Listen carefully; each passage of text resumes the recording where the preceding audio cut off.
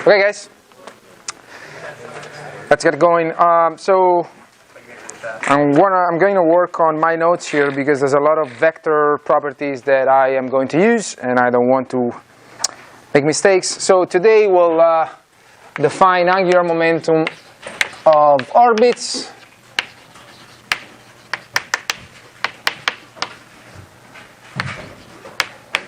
And in the process of doing so, we'll also do, we'll basically prove Kepler's laws.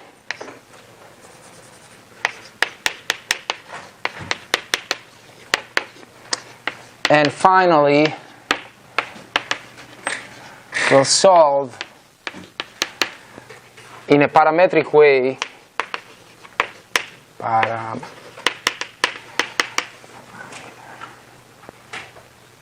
how do I write that? Solve parameter. Yeah, I know. That's not the word I'm looking for. Parametric. That's what I wanted to say. Find. How about that? You got an extra E in there. Where is it? Yeah, thank you. Yeah. All right. I can't write solution to this equation. R double dot equals minus mu over R cubed R. That was hard. Okay. Angular momentum definition. In the process of doing so, we'll find a few properties of orbits, show Kepler's laws, and they originate from this model here. And we'll find the solution for this that is not in time. So what we did last time in MATLAB was integrating this differential equation in time. So this corresponds to 6 differential equations, as you've seen. But we'll do it in a parametric way where the parameter is what we call true anomaly. It's an angle. But it's a very powerful way of solving these differential equations that reduces everything to basically integrating one equation only instead of 6. But I'm going ahead of what we're doing today. So first thing, we'll define h. Let me call it little h with respect to M1 computed with respect to an inertial observer as simply R crossed with R dot. So if you recall, what we said last time is this is our planet. This is the position vector between M1 and M2 of the spacecraft. We decided to put ourselves into a reference frame that has the coordinate system which center at M1, axes that don't change orientation with respect to an inertial observer. And we call this ECI, but let's just call it N again if you want. N, ECI, it doesn't matter. It's quasi-inertial and it's good enough for what we want to do. So that H vector there is the cross product of the relative position R and relative velocity R dot, which you can call R dot or simply V as well. From now on we can call it V. As long as we remember that this is the velocity of M2 with respect to M1. And M1 is our planet, okay?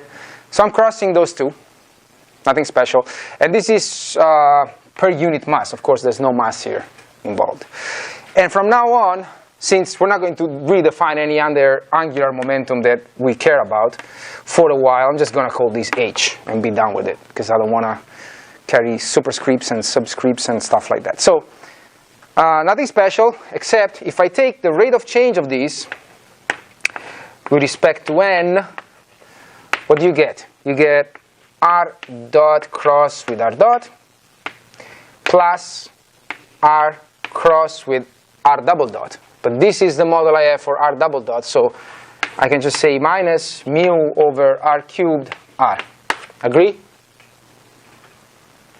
And this is 0. Crossing a vector with itself. Crossing a vector with itself, this is just a scalar quantity. So this tells me what? What does it tell me? That h as a vector is constant. Great. If you look at that sketch right there, again, M1 is the planet, M2 is an object flying around the planet. what is this information telling me? Which is what we have seen when I integrated this differential equation in MATLAB. And I did it for a few days, and you saw that the line was on top of itself. It was just repeating the same pattern over and over again.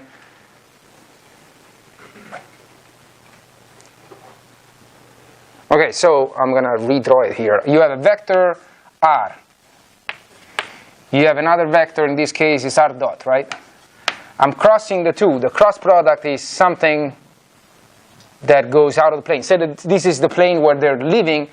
The cross product of r and r dot is which way? Pointing at you? It is, right? Okay. So if this h is constant, what is one statement I can make? Very easy. And this is M1 is sitting here, and M2 is sitting here. This plane is not changing, right? So the first result, by just defining this vector and taking its time derivative, is that, as we have seen in simulation last time, is that the motion of M2 with respect to M1 that arises from this model here is sitting in the same plane.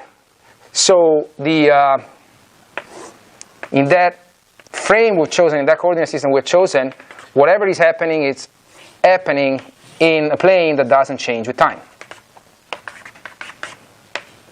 M1. This is your vector h that is just giving you the normal to that plane. And whatever M2 is doing here, whatever path is following, it is always in the same plane. And that's very useful information.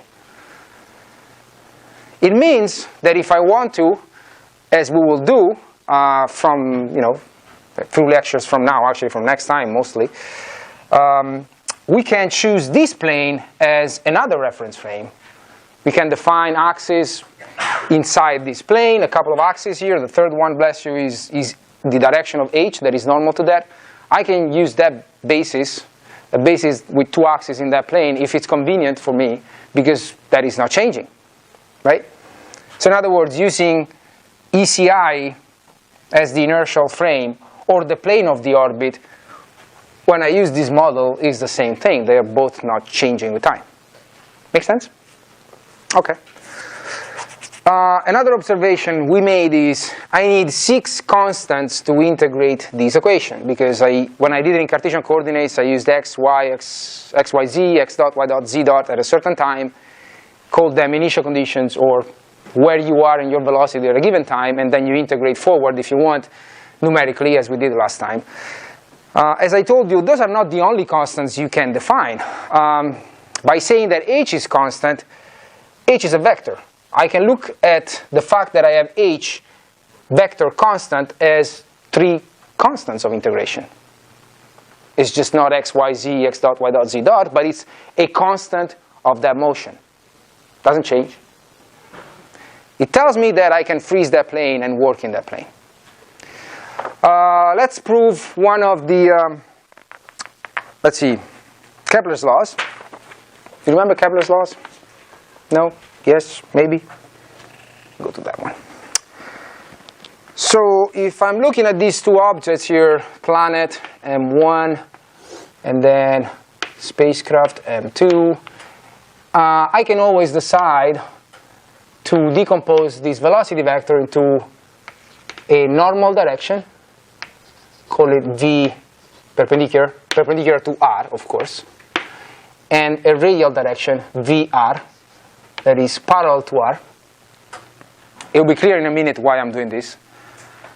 So in other words, your velocity vector, which again is the same thing as calling r dot, so that's what we have, is, say, v perpendicular, whatever it's its magnitude, times this unit vector that is normal to r, plus v radial, whatever vector is parallel to r. And if I define h as r cross with v, as I've done, what remains here?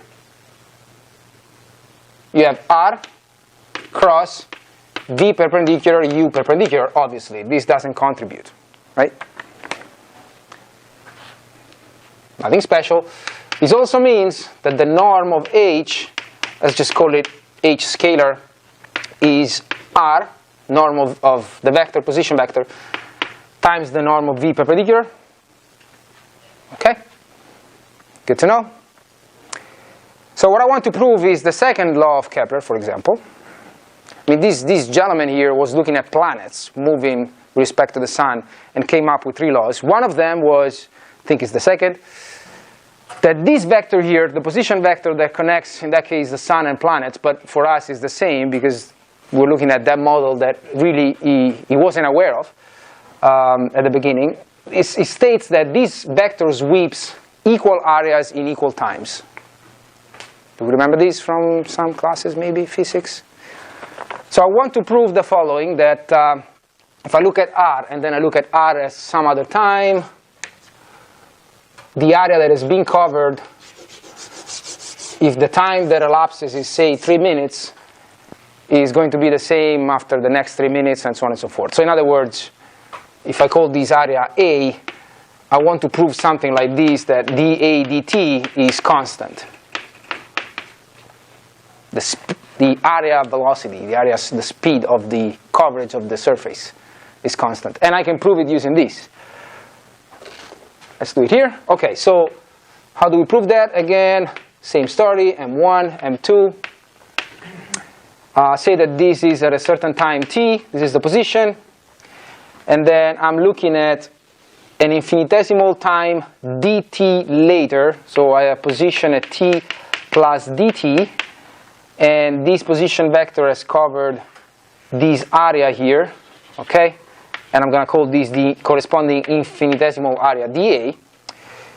And now with that decomposition of the velocity, looking at time t, this side of the triangle M1, M2 at time t plus dt and M2, if you want, or yeah, this side is the v perpendicular dt, right? Agree with that? So what is this area here? Is base times the height divided by 2. The dA should be 1 over 2 r v perpendicular dt, which proves what I want, that dA dt is 1 over 2 r v perpendicular, which is h over 2, but I know that h is constant, so that proves, yes, one of the laws. Made a mistake? The vector perpendicular to the position vector is dt is arbitrary and something we have to find. Yeah. The dt? Yeah, it's just the differential elapse of time is a very tiny instantaneous change of time. Because this is what I want to prove. So I want to work with infinitesimal quantities because I want to show that the derivative of a with respect to t is constant. Make sense? So why am I doing this? Just to tell you that many of the laws that we have used that were stated by people hundreds of years ago can be proven with mathematical models. And in this case, I started from this. I defined h. I've proven that h is constant. And I'm using that being constant to prove that dA dt is constant. Not very useful, to be honest. I don't think we're going to use this very much, but it's one of the important laws that we are taught about motion of planets around the sun, and in this case, a satellite around a planet. Okay. That was fun. Now, the more intense calculation. I want to solve, and when I'll solve that equation, that differential equation, I want to solve it somehow. Not with respect to time, but I want to solve, again, this equation here. I want to start from this model and hopefully find a way to know how how position and velocity evolve with time working in this plane right here. Because I have already told you, this plane is not changing. So maybe it's convenient for me to start working inside that plane rather than always in 3 dimensions. And again, solving this equation, I'm just repeating things, means that you're trying to find these, right? The law for position with respect to time and velocity with respect to time. But what I'll do here is instead solving it with respect to a different variable. And then eventually, over time, not today, we'll find the connection between this variable and time. but it is a very useful solution that allows me to prove the other two Kepler's laws, which are that the orbits are sections of conics, circles, elliptical paths, parabolas, or hyperbolas, and that your planet is in one of the two focal points of those conics. Okay, so we start from that, and before we do anything serious, I need to prove a few properties here that we're going to use. This is one of them, very simple. If I take r and dot it by itself, of course I get r squared. If I take the rate of change of these two sides with respect to n, I get 2r rate of change of r with respect to n. There is a dot here, of course. This is equal to 2r r dot. Agree with that step? Do you want me to actually show it, or is it clear? I'm taking the rate of change of these, so I get twice the same dot product, and this is a scalar, so this is what I get. Remember, we have agreed that everything with a dot means rate of change with respect to the inertial observer, so this is what it is. So basically, I have this equality here that I'm going to save next to this equation, that r dotted with r dot is equivalent to just taking the norms of those two vectors and multiplying them. That's it. Use it. And then I'm going to take this equation here and cross both sides with h, which is going to be entertaining. So what I'm going to do is r double dot cross with h is equal to minus mu over r cubed r cross with h. And I'm going to do the first one first, of course, the one on the left.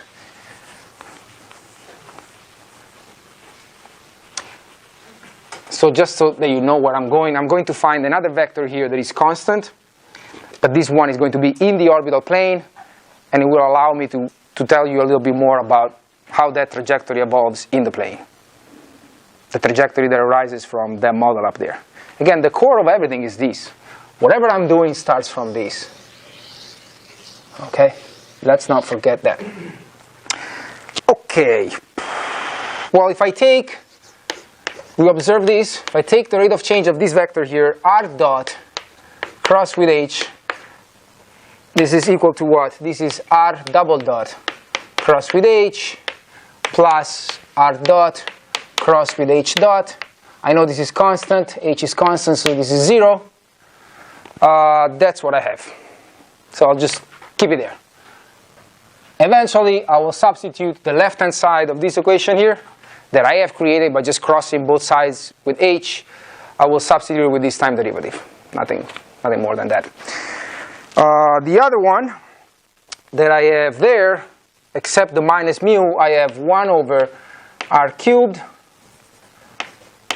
r cross with h, which is also equal to 1 over r cubed r crossed with what? R crossed with r dot. This is a double cross product. Does any of you remember how that can be transformed into something else? I don't, that's why I use my notes. But there is a rule telling you that if you have A cross with B cross with C, now the way I have it here that I can remember is back minus cab. I don't know if that's a way of doing it. But basically, you can rewrite these as B that multiplies A dotted with C minus C that multiplies A dotted with B. You can prove this to yourself. So if I use these and I call these A, this B, and this C, I should get 1 over r cubed. And then I have r that multiplies r dotted with r dot. Stop me if there's anything that is not clear, or if my writing of r dot and the dot products is very confusing. I hope the writing is clear. What is h and r cross r dot? Why is that equivalent? For 1 over r cubed times r. Okay, so these here should be, let's see, this part right here. I'm just using how I defined H, which is R cross R dot. Okay. Make sense? And then this is a double cross product, A cross with B cross with C, which can be broken, can be re-expressed in that way, which is convenient for us, for what I will do next. So that's what I've applied. We can double check that this makes sense. A, B, C, I have B, which is R, A cross with C, yeah, it's R dot R dot, minus C, it's R dot, which is multiplying R dot with itself. That makes sense. Not done? Yes?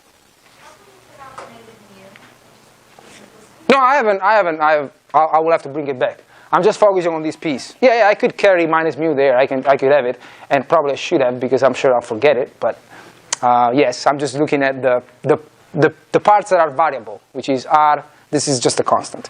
I'll have to put it back there. Yeah. You guys watch for that in case I forget. Okay, so now let's use that. For example, this is 1 over R cubed that multiplies R. So I said that R dotted with R dot is, I can just substitute the scalars, right? R dot, done. And then here I have R dot that is multiplying R squared, because this gives me R squared, right? It's the norm of R squared. When you dot a vector by itself, that's what you get. I think that's it. Well, except you can collect an R and simplify it. So you should have, let's be careful here, R dot scalar minus R dot vector, R over R squared. Okay.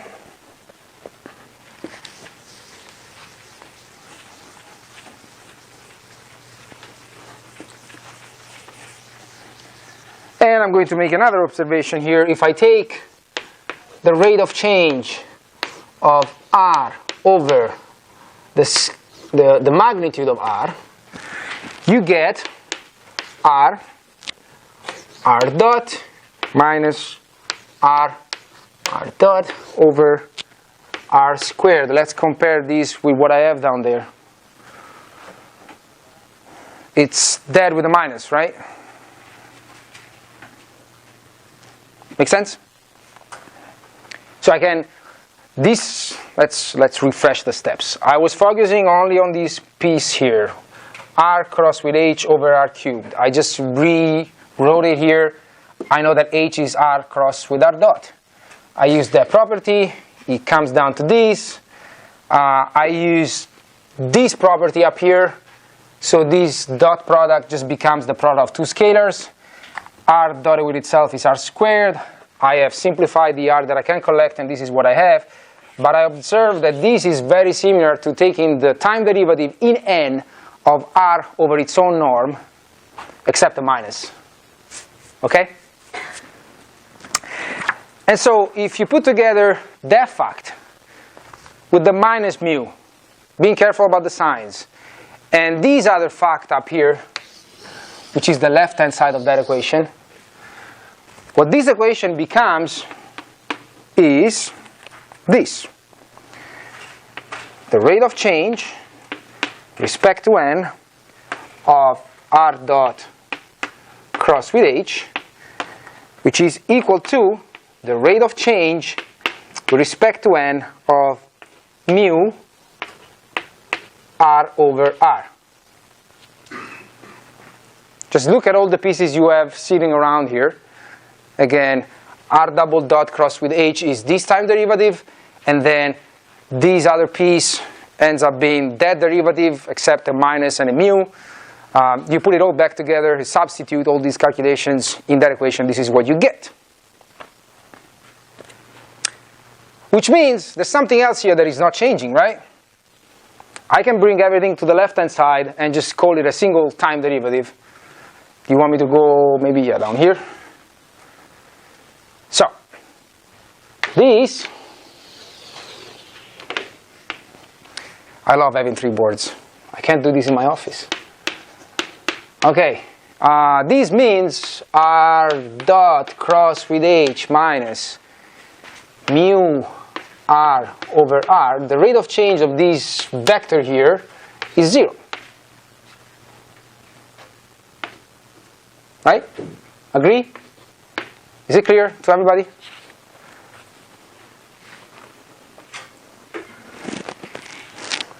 Which means that this vector doesn't change. R dot cross with h minus mu r over r is a constant vector which actually has a name. It's called the Laplace vector. We'll never use it again called this way really, but it does have a name. So I started defining h. I found that h was constant, allowed me to show Kepler's second law. That's great. Then I started again from that model. I keep using that model, of course. Crossed both sides of that equation with h, and after some painful calculations found that there is another vector associated with that motion that doesn't change in time. This one. Okay. Can I erase this side? I think so. Now you would think those are the other three constants of my motion. I have h that is constant and I have c that is constant. Well, unfortunately they are not completely disconnected from each other. If you dot, what happens if you dot that vector with h? What is c dotted with h? What do you think?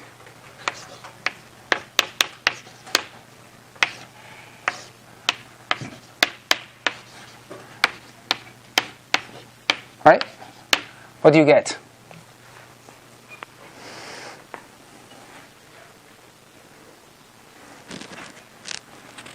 Any ideas? And I should probably keep a three-dimensional image of what's going on here. Plane of the motion. M1 is here. M2 is here. R vector. Velocity vector. H vector. It's always normal to this plane and does not change. So what happens if I do that?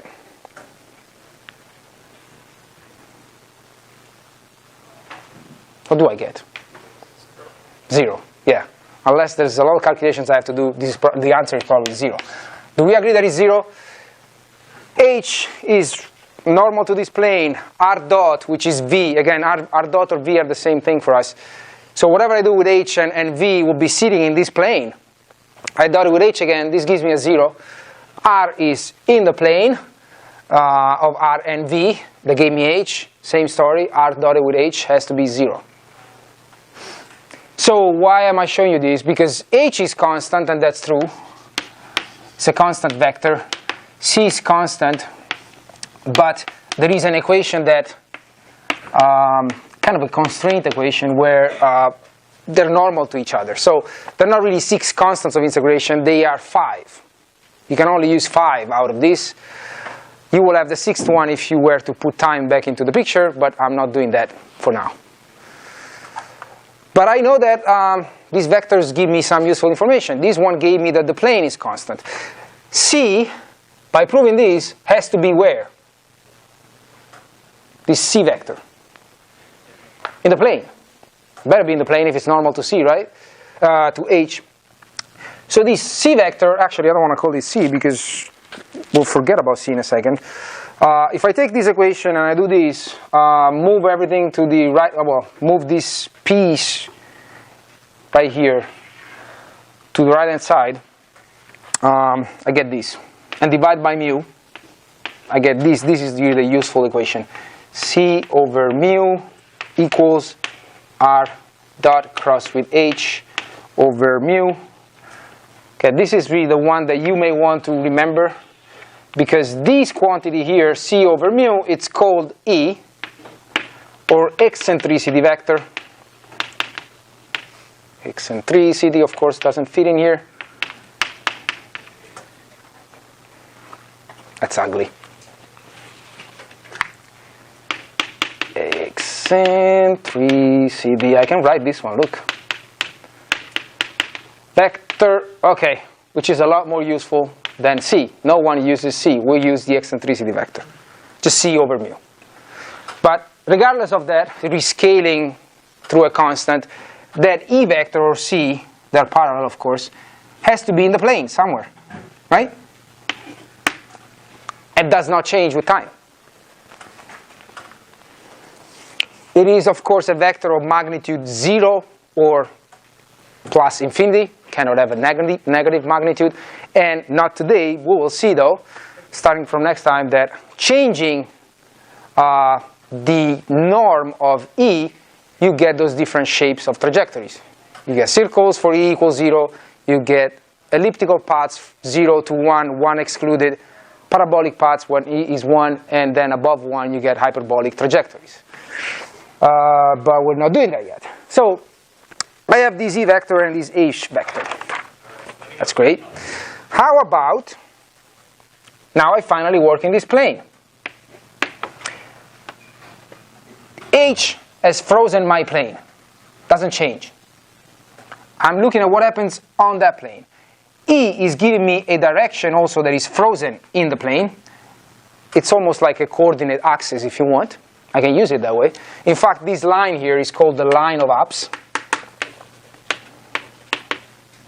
It is the line that, as we'll see at the end, connects the closest and the furthest point from the planet on an orbit.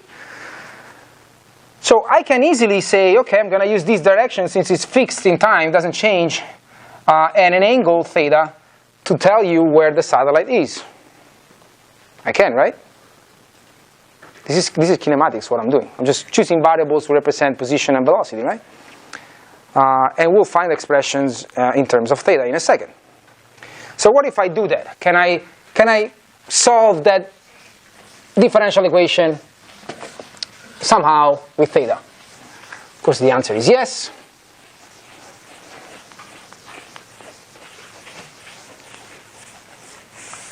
Let's see how. Okay. Starting from there, I know today is a lot of vector operations. I'm going to take the entire equation and dot it with r. R dotted with r itself over the norm of r plus E dotted with r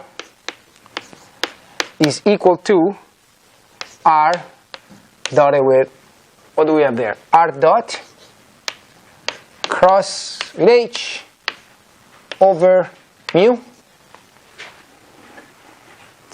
And here is another property of vectors. These can be also expressed as this. You can do this. It's a known fact that we just use. Which also is, what is this? What is r cross with r dot? I started from that. It's h. So this is h squared. That's great. This is giving me r squared, of course, up here, right? So this equation becomes r plus, let's just leave it like that, E dotted with r equals h squared over mu. Now, given the choice I made to call this angle between vector r and vector E theta, I can express this as the norm of E, the norm of r, cosine of the angle between the two, which is equal to h squared over mu. See what I have here? I have an equation where I have my parameter theta, which is called through anomaly,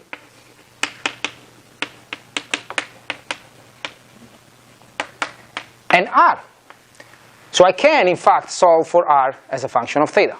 I have no idea how theta is changing with time. Again, time is out of the picture for now. We'll get to a point where we'll connect theta and time, but I'm not doing that for now. Okay, time is out of the picture. I'm solving as a function of an angle. Well, you can collect r here and obtain that r is h squared over mu times 1 over 1 plus E cosine of theta, which is really the formula that we refer as the parametric expression for Keplerian orbits.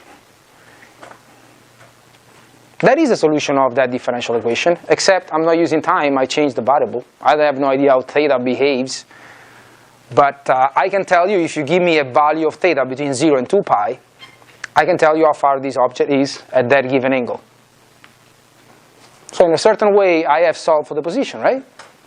Think about what I have. I have a fixed, so this is what you have to think about. Someone has given you a certain position and a certain velocity and a given time, right?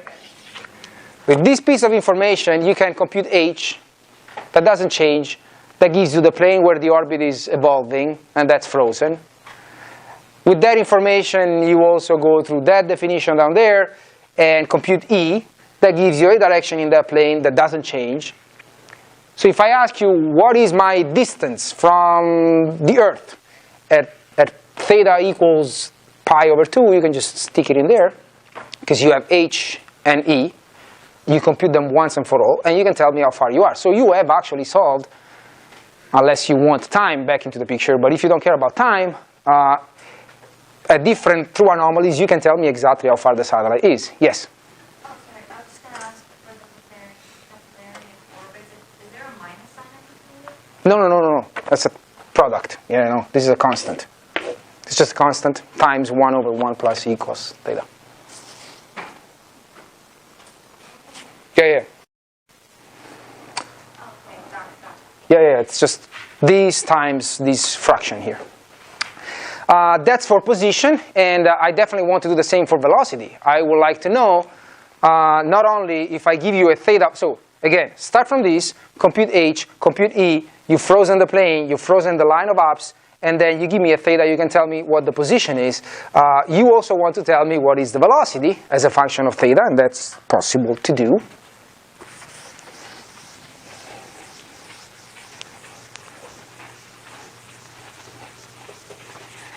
I'm going to go a little fast here. Yes?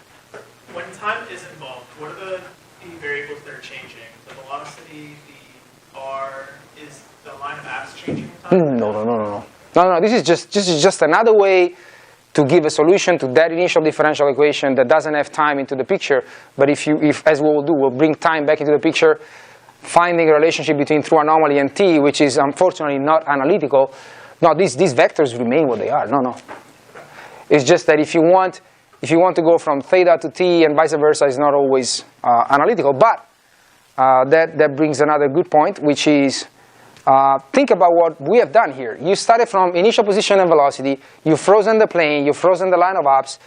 Then if you really care about time, the only equation you will have to solve for, probably numerically, is something that connects true anomaly with time. But it's only one equation now. I don't have to integrate 6 differential equations as I've done last time. So we're not doing it today, but yes, there is a way to connect the two, which is usually, for circular orbit is pretty straightforward. It's analytical. For the other ones, it's not. You have to solve a nonlinear equation numerically, but it's only one. It's quite simple. Yep. Any other questions? So I was solving for velocity. Say that this plane here that we've chosen as, for example, reference frame, I can call it A, right? And remember one of the problems we solved at the beginning, where there was that arm rotating around? Well, this is the same problem. A is your ground, for example, and the position vector that connects M1 and M2, I can always call it B. I'm sure you can convince yourself pretty easily that the angular velocity of B with respect to A is given by what? Theta dot, the unit vector of H. It is no different than telling you ground, there is this thing here, angle theta, I call this A, the ground, and I call this B. What is the angular velocity of B with respect to A? Just an angle, right? So starting from that, and I'm not going to prove this to you because it's really basic kinematics. I want you to try and do it at home. You can prove what? Well, you can prove that the velocity, the normal component of velocity is given by r theta dot. That's quite simple. I also know, remember that h is v perpendicular times r, which is r squared theta dot, with that. And so v perpendicular from this is h over r, right? You see that? I'm trying to solve for the velocity, perpendicular component, and radial component, the ones that I have introduced before. So h is a constant. R is that expression down there. If you substitute r down here, you get, let's put it here, mu over r that multiplies 1 plus e cosine of theta. So that's an important equation, how the radius is changing with the true anomaly. This is another important equation, how the velocity perpendicular changes with the true anomaly. So again, this is a function of theta only. Yeah, except this is an h, I'm sorry. Otherwise, I need a constant there. So I solved for the position as function of true anomaly. I've solved for the v perpendicular. The v radial, I'm just going to give it to you because it comes out of doing the following, is the r dot. So you'll have to take that expression and take its rate of change with respect to time. And after a little bit of calculation, nothing that you cannot do, especially after we have refreshed dynamics at the beginning, kinematics in particular, this is what you get. It is equal to mu over h e sine of theta. So I have solved entirely my trajectory. I know the plane on which is sitting. I know there is a line of reference, which is the line of ups. I know I can define an angle starting from that line. And if you give me an angle, I can tell you how far my spacecraft is, and I can tell you what is its velocity. It's solved. Unless you want to know what time it is when that happens, then you will have to care about theta as a function of t, but we're not doing that for now. Unless you need time, it's solved. It's much more powerful than integrating 6 differential equations. Any questions? Not done yet. It's a few more things. Is this clear what I've done? I have introduced h, used it to prove that the plane is there, used it again to derive e, telling you there is a direction that I can keep fixed and use it as a reference axis, introduced through anomaly, and solved for that trajectory as a function of theta. Now to prove the other laws of Kepler, which is basically saying that these trajectories are conics, well, first of all, what is a conic trajectory? It's a section with a plane of 2 symmetric circular cones, right? So basically if you take 2 circular cones,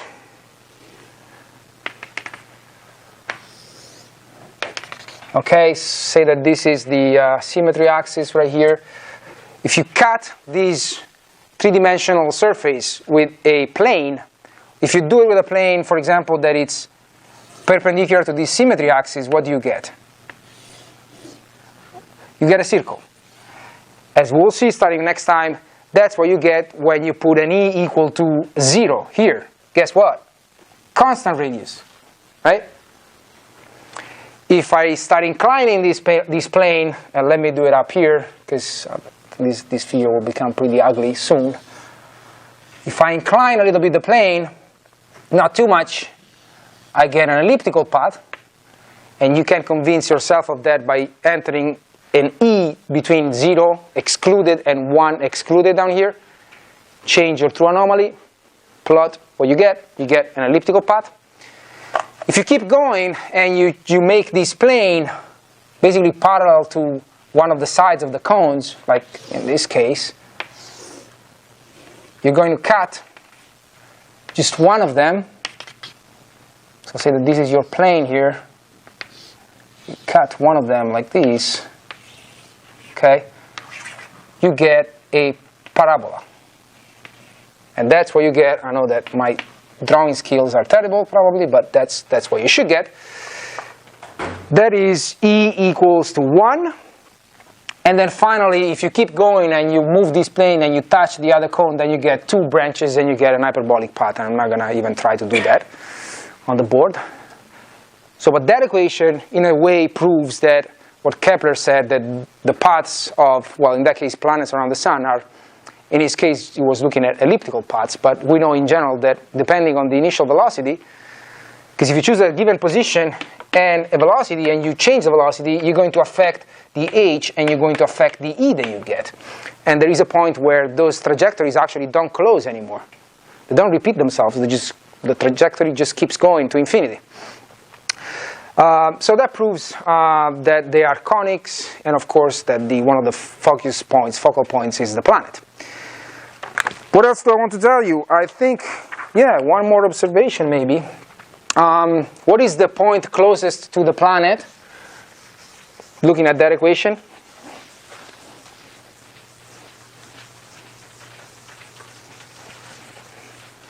Okay, this is the plane of the orbit, right? You have h that is staring at us, sticking out from the board. This is M1. This is the line of ups, okay? So, yeah, this is the eccentricity vectors. What is the closest, how do I get the closest point? Minimum radius, right? What is the minimum radius right there? Theta goes from 0. 0 is when you are on top of the eccentricity vector, and you go all the way around to 2 pi, of course. So what do I need? I need to maximize the denominator, right, to get the minimum radius. That is theta equals 0, or 2 pi, when the cosine goes to 1. So the minimum distance, which is called periapsis, is, say that usually r is much bigger than e as a vector. So r mean, let's call it this is r mean, is a theta equals 0 when you are aligned with the eccentricity vector, okay? So you would be here at periapsis, so call it rp, and then probably go to the other board. Of course, the maximum distance, unless you have e that is greater than 1, and so the trajectory never actually closes, but that also applies, it will go to infinity, is when cosine of theta is pi, the other side. So I don't know if you want to allow me to go to the, yeah, maybe I should do that, why not? So somewhere down here, I have the apoapsis, okay? What happens in between? Oh, I have erased them, the velocities. No, I need them. Well, do I need them? Yeah. What happens in between is this. The perpendicular was, let's see how I had it here, mu over h1 plus e cosine of theta. Are we done with time? Almost 2 minutes. V radial is mu over h, simply e sine of theta. So see what happens, you start at theta equals 0. The sine, this one, the radial velocity is 0.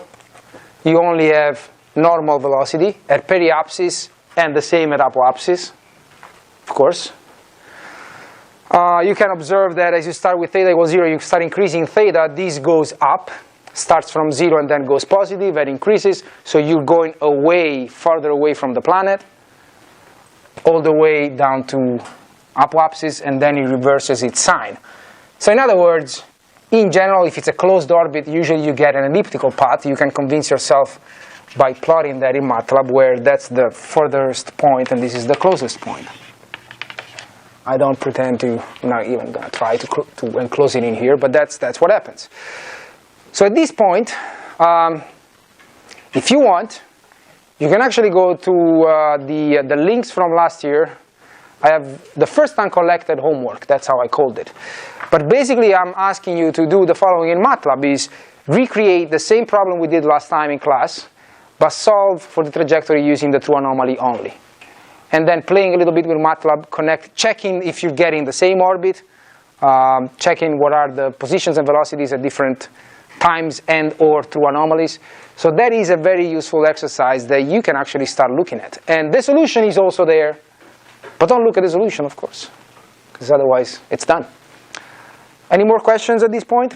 So from next time, we're going to look at what happens when E is 0, etc., etc.